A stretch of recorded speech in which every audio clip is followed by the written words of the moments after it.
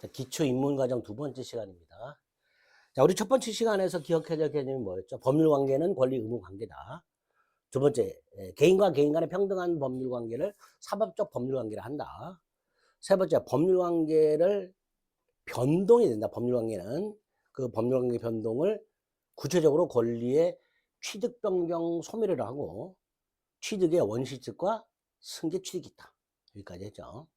그다음에 이 권리관계를 변동시키는 원인을 법률 요건이라고 그랬고, 그 법률 요건에 따라서 권리 의무 관계가 변동이 되는데 그 권리 의무 관계의 변동을 법률 효과라고 한다. 그 표현 기억하시고. 근데 법률 요건에는 두 가지가 있다. 매매 기각과 같은 법률 행위와 상속과 같은 법률 규정이 있다. 그리고 법률 행위는 특징이 있다. 행위자가 원한 대로, 의도한 대로 권리가 변동이 된다. 여기까지가 1교시에 했던 내용들이다. 이렇게 생각하시면 됩니다. 자, 그 중에 이제 핵심 개념이 법률 행위라고 그랬죠.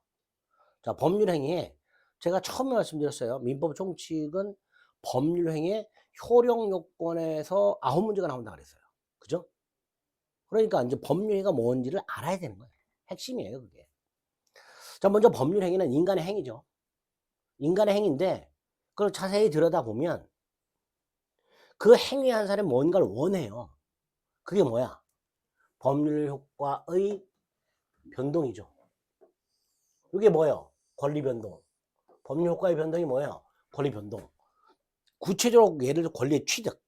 자, 그거를 목적으로 해. 그러니까 법률 행위를 하는 사람은 원하는 게 있어. 그 원하는 걸 의사라 그래요. 원하는 걸 의사라 그래. 그 원하는 걸 표현을 해야 되겠죠. 나 이걸로 갖고 싶다. 나한테 팔아라. 뭐 그걸 표시라고 해요. 그러니까 법률 행위는 행위자가 원한 대로 권리가 변동이 되다 보니까 필연적으로 법률 행위한 사람은 원하는 게 있어야 된단 말이지. 그 이름을 붙여요. 의사라고. 그 원하는 걸 표현을 한단 말이죠. 난 이걸 원한다. 이거 갖고 싶다. 나한테 팔아라. 그걸 표시라고 하는 거예요. 결과적으로 법률 행위한 사람은 필연적으로 뭘 하게 돼 있어요? 의사 표시라는 걸 하게 돼 있어요. 그래서 인간의 행위가 있어. 이만큼 인간의 행위. 이게 사람이 태어나서 죽을 때까지 저지르는 일이야. 그 인간의 행위 중에서 원하는 것을 표시를 해. 그 결과 원한 대로 결과가 생겨. 이걸 법률 행위라고 이름 붙인 거예요. 이렇게 학자들이. 이해가 되셨죠? 그래서 법률 행위는 어렵게 말하면 권리 변동을 목적으로 하는 의사 표시를 필수 구성 요소로 하는 법률 요건을 말한다. 특징이 뭐예요? 법률 행위자가 원한 대로, 의도한 대로, 의사 표시한 대로 사법상 법률 효과가 발생하는 그런 특징이 있게 됩니다. 그 법률 행위의 대표적인 게 바로 계약이에요. 계약. 자, 어쨌든 법률 행위는 인간의 행위 중에서 의사 표시를 필수 구성 요소로 하는 인간의 행위. 이걸 법률 행위를 한다. 라고 생각하시면 됩니다. 자, 그 법률 행위가 어떤 종류가 있을까? 뭐 여러 가지 기준에 따라서 분류하는데요. 그 중에 가장 기본이 법률 행위의 필수 구성 요소, 의사 표시. 요 법률 행위 속에 요 의사 표시가 몇 개 들어 있을까? 의사 표시 수에 따라서 크게 단독 행위와 계약으로 구별합니다. 이거 중요한 구별이에요. 자, 단독 행위라는 것은 법률 행위 속에 들어있는 의사 표시가 꼴랑 하나. 이게 단독 행위입니다. 그리고 이 단독 행위는 다시 두 종류가 있습니다. 상대방이 없는 단독 행위가 있고 상대방이 있는 단독 행위가 있습니다. 이제 앞으로 많이 나와요. 상대방 없는 단독 행위와 상대방 있는 단독 행위 많이 나오는데 그 중에 상대방 없는 단독 행위 유언이 있고 유증이 있고 재단법인 설립 행위가 있고 동산 소유권 포기가 있습니다. 이거 앞으로 나올 거예요.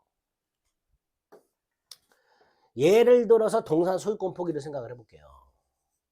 이 동산 소유권 포기는 물건을 휴지통에 버리는 거 생각해 보시면 돼요. 내가 내 물건을 휴지통에 버려버리면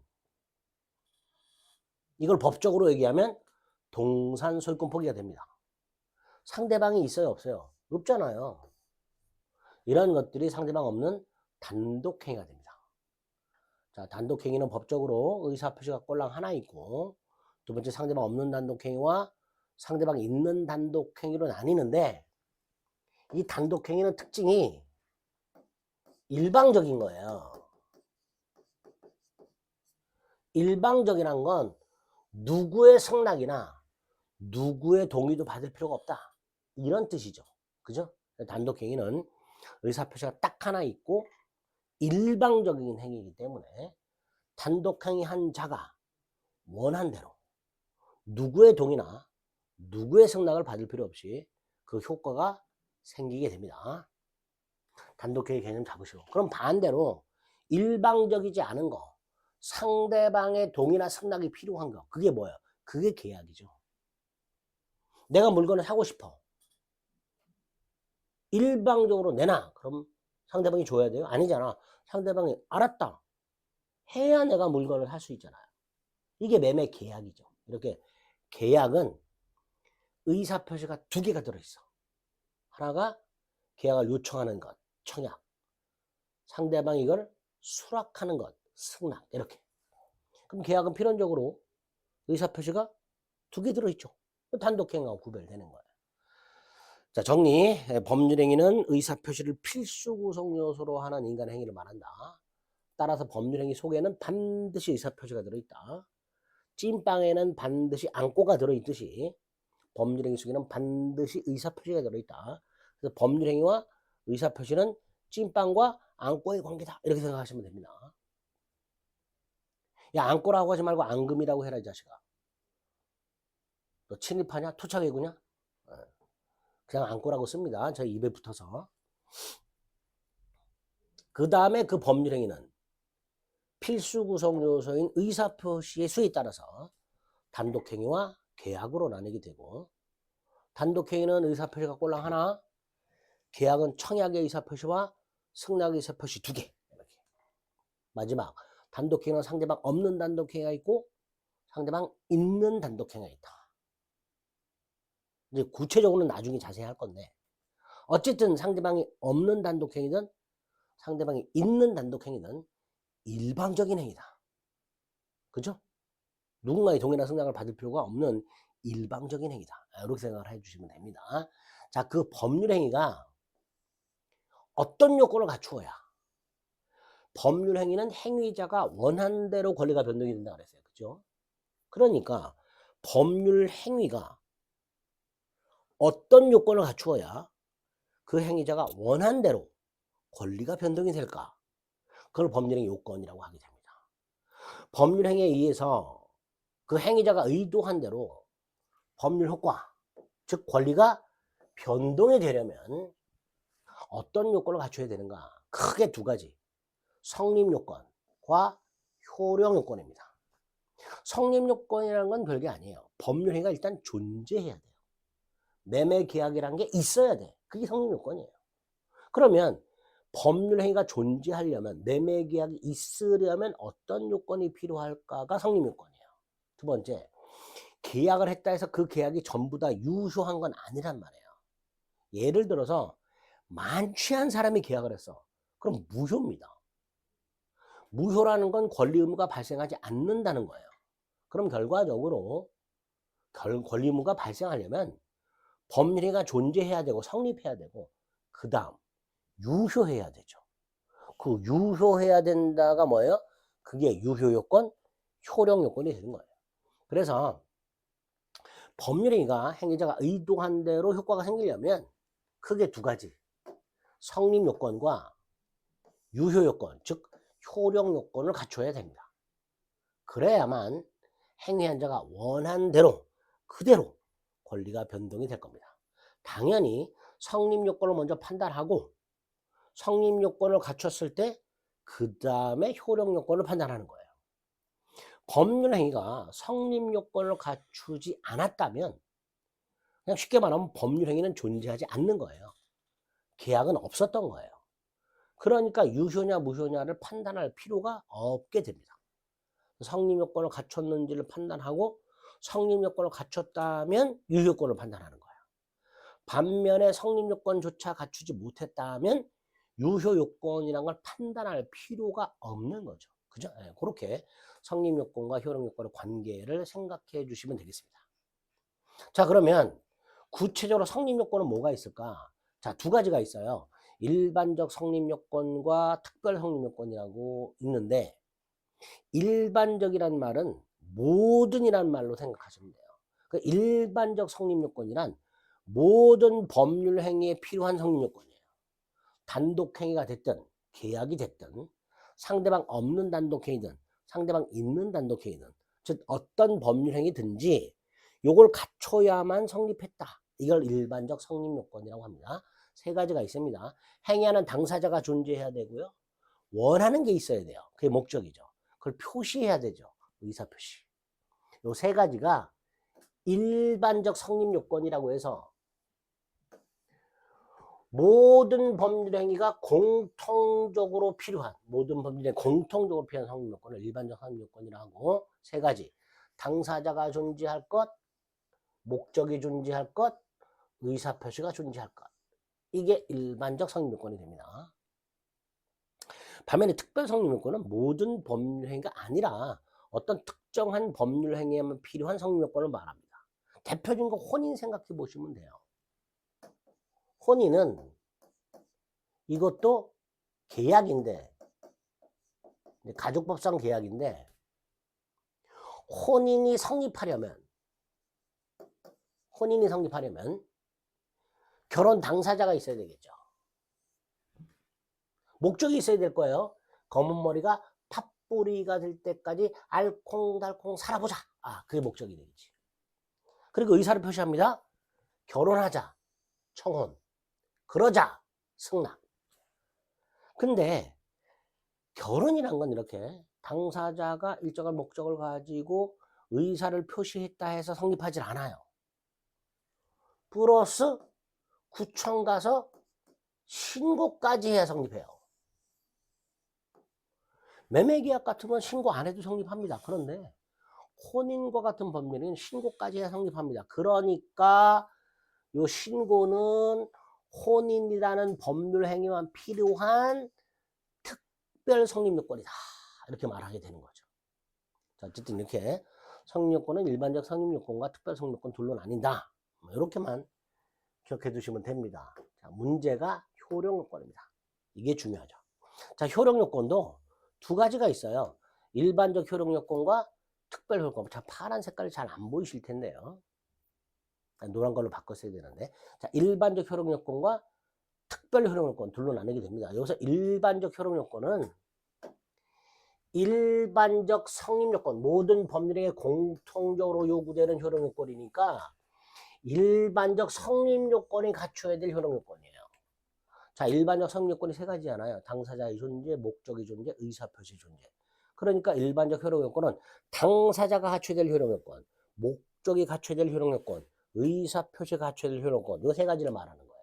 그게 일반적 효력 요건입니다. 첫째, 당사자. 일단 당사자는요. 행위 당시에 세 가지 능력이 있어야 돼요. 권리 능력, 의사 능력, 행위 능력. 이 세 가지를 모두 갖추고 있어야 돼요. 그 중에 의사 능력과 행위 능력의 개념이 중요하죠. 자, 의사 능력은 뒤에서 보시겠지만 정치적 판단력을 말합니다. 그 의사 능력이 없는 자의 법률이 무효입니다. 반면 행위 능력은 법률 행위 능력을 말하는데요. 이 법률 행위 능력이 제한되는 애들이 있어요. 제한 능력자라고. 대표적으로 미성년자가 있습니다. 이 제한 능력자, 미성년자와 같은 제한 능력자 행위는 일단은 유효하지만 취소할 수 있도록 해놨습니다. 그러니까 행위가 완벽하게 유효하려면 행위 당시 행위자는 권리 능력, 의사 능력, 행위 능력 세 가지를 모두 갖추고 있어야 그 행위는 유효하다. 이렇게 됩니다. 자, 그래서 이제 구체적으로 권리 능력이란 건 뭐냐? 권리 능력은 권리 의무의 주체. 이게 권리 능력이에요. 근데 민법적으로 권리 능력은 신경 안 써도 됩니다. 민법상 권리 능력자는 인이라고 해서 사람 인자를 쓰죠. 자연인과 법인이 있는데 자연인은 태어나면서부터 권리 능력이 있고 사망하면 권리가 상실돼요. 권리 능력을. 그러니까 자연인, 살아있는 사람, 자연인의 입장에서 권리 능력이란 살아있다라는 뜻하고 똑같다고 생각하시면 돼요. 사람은, 자연인은 태어날 때부터 사망할 때까지를 자연인이라고 합니다. 반면에 법인은 법에 의해서 사람으로 취급되는 걸 말하는데 법인은 재단법인과 사단법인 두 개가 있어요. 자, 사단법인이든 재단법인이든 이 설립등기를 갖춰야 돼요. 그래야 법인이 됩니다. 어쨌든 이렇게 이는 자연인과 법인이 있고 자연인과 법인만 권리 능력이 되며 우리 시험에서 이 권리 능력은 나중에 소유권에 가면 총유라는 개념이 나와요. 거기서 한번 써먹게 됩니다. 그래서 5번 요거를 나중에 물권에 가면 소유권이라는 게 나오는데 그 소유권 가서 다시 한번 살펴볼 거예요. 그때 보시면 됩니다. 큰 의미가 없어요. 반면에 의사능력은 정신적 판단력을 말한다고 그랬고요. 의사능력이 없는 자를 의사무능력자라고 합니다. 대표적으로 만취한 자를 생각하시면 됩니다. 이런 의사무능력자가 계약과 같은 법률을 행했다 그러면 무효가 됩니다. 세 번째 행위능력은 누구의 도움도 받지 않고 단독으로 계약을 할 수 있는 능력이다 라고 생각하시면 되는데 그 행위능력이 제한되는 애들이 있다. 이걸 제한 능력자라 한다. 셋이 있다. 미성년자, 19세 미만자, 피한정 후견인, 피성년 후견인, 피한정 후견인 평상시에는 멀쩡하다가 가끔씩 정신 나가는 사람이 있어요. 이게 피한정 후견인이고요. 피성년 후견인은 항상 정신이 나가 있는 사람입니다. 그리고 이 피한정 후견인이나 피성년 후견인 공히 법원으로부터 너는 피한정 후견인이야, 너는 피성년 후견인이야 라고 심판을 받은 자여야 돼요. 이렇게 미성년자, 피한정 후견인, 피성년 후견인을 제한능력자라고 하고요. 이런 제한능력자는 단독으로 행위를 못하기 때문에 이런 제한능력자의 행위를 대신해 줄 사람이 필요합니다. 그걸 법정 대리인이라고 합니다. 미성년자의 경우 부모가 있잖아요. 그죠? 어쨌든 이렇게 제한능력자는 법정 대리인이 대신해 주거나 법정 대리인이 동의를 해줘야 돼요. 행위할 때. 따라서 제한능력자가 이런 법정 대리인의 동의 없이 단독으로 계약을 했다. 그럼 일단 그 계약은 유효로 처리합니다. 민법은. 다만 취소할 수 있도록 해놨고요. 취소를 하면 처음부터 그 행위는 무효였던 게 됩니다. 그래서 당사자는 행위 당시 권리능력, 의사능력, 행위능력이 있을 것과 관련해서 의사무능력자의 행위는 무효고 제한능력자의 행위는 유효하지만 취소할 수 있다. 딱 요렇게 개념 잡아주시면 됩니다. 자, 그 다음에 이제 목적이 갖춰야 될 요건. 여기부터가 중요해요. 이 목적 요건에서 세 문제 정도 출제가 되는데, 자, 법률의 목적이란 건 행위자가 원하는 거잖아요. 그죠? 이 목적이 행위 당시에 네 가지 요건을 갖추고 있어야 돼요. 당사자가 권리능력, 의사능력, 행위능력이 있다는 전제에서 두 번째, 그 행위의 목적이 확정되어 있고 실현이 가능하며 적법하고 사회적 타당성을 갖춰야 됩니다. 네 가지 요건. 네 가지 요건을 모두 갖춰야 돼요. 확정성, 가능성, 적법성, 사회적 타당성 이렇게 부릅니다. 자, 구체적 내용 이제 뒤에서 볼 거예요. 자, 세 번째가 당사자가 능력이 있고 그 다음에 목적이 확정성, 가능성, 적법성, 해석, 타당성을 갖췄다 하더라도 세 번째 법률 행위의 필수 구성 요소 뭐가 있었죠? 의사표시. 요게 정상적이어야 되죠. 즉 의사표시는 의사와 표시로 나눌 수 있는데 의사는 원하는 거라 그랬고 표시는 원하는 걸 표현하는 거라 그랬죠. 표현은 뭘로 해요? 말이나 행동으로 하잖아요. 이때 이 원하는 것과 표현하는 것을 나눌 수가 있는데 이 원하는 것 의사와 표현하는 것 표시가 일치해야 돼요. 그 다음에 하자가 없어야 돼. 하자라는 건 사기를 당하거나 협박을 당하는 걸 말합니다. 협박을 민법에서는 강박이라고 합니다. 사기를 대법원은 기망이라고 합니다. 기망. 그러니까 사기 이퀄 기망이고요. 강박 이퀄 협박이라고 생각하시면 되는데 법률행위 할 때, 의사표시 할 때 사기나 협박이 없어야 됩니다. 기망이나 강박이 없어야 됩니다. 이게 법률행위의 일반적 효력 요건이에요. 자, 그 다음 이것도 이제 뒤에서 자세히 봅니다. 특별 효력 요건이라고 해서 어떤 특정한 법률 행위에 필요한 효력 요건, 이게 특별 효력 요건입니다. 우리 민법 총칙에 총 4가지가 나옵니다. 대리행위에 있어서 대리권의 존재, 토지거래 허가구역 내에서 토지거래 허가, 정지조건부 법률행위에서 조건의 성취, 시기부 법률에서 시기의 도래 이렇게 나오는데 요거 나중에 뒤에서 다 봐요. 다 보는데 요거 가지고 특별 효력 요건을 이해해 봅니다. 토지거래 허가구역에서는 토지거래 계약을 하고 당사자가 능력이 있고 목적 요건을 갖추고 의사표시 요건 같이 갖췄다 하더라도 무효입니다. 플러스 허가까지 받아야 유효가 돼요.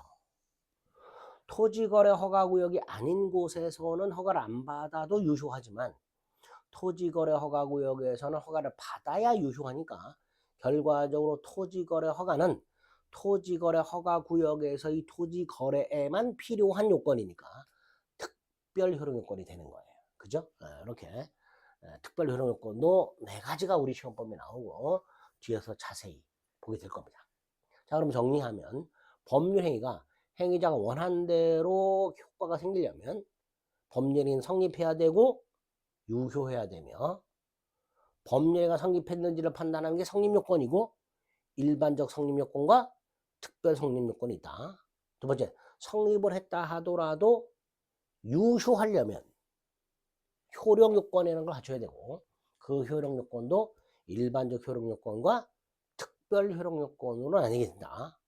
그중에 일반적 효력요건은 당사자는 행위 당시에 능력이 있을 것, 권리능력, 의사능력, 행위능력. 행위 당시 목적이 확정되어 있고 실현이 가능하며 적법하고 타당성이라는 걸 갖춰야 된다. 행위 당시 의사표시는 의사표시가 일치하고 하자, 즉 사기 강박이 없어야 된다. 그 다음 특별 효력 요건은 이런 것들이 있다. 자, 이렇게 일단 뼈대를 잡고 구체적으로 목적 요건, 의사표시 요건, 특별 효력 요건 이런 것들을 간단히 개념을 잡게 됩니다. 자, 법률의 목적 요건이 먼저 나왔죠. 시간을 좀 달리해서 살펴보도록 하겠습니다.